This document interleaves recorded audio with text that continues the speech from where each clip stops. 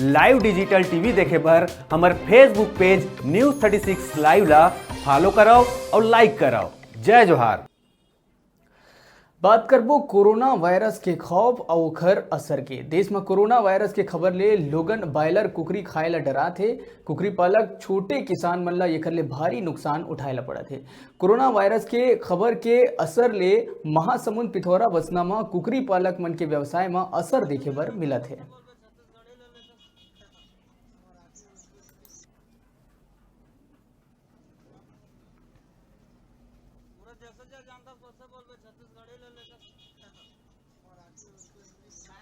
देखिए सर, अपनों को तो बहुत नुकसान हो रहा है। कोरोना वायरस के जो अफवाह फैला हुआ है वो बेबुनियाद है।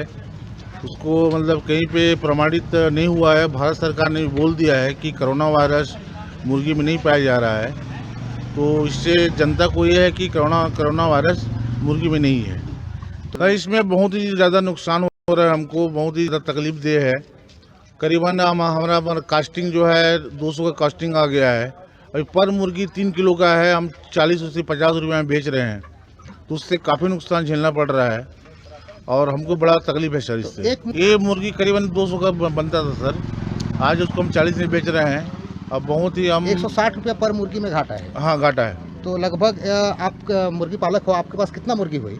हमारा 5000 मुर्गी है सर। 5000 मुर्गी में अब घाटा ले मन के देख सकत हो कि एक मुर्गी में मन 40 रुपये के दर से बेचा थे, 160 रुपये मन के रेट लॉस हो थे।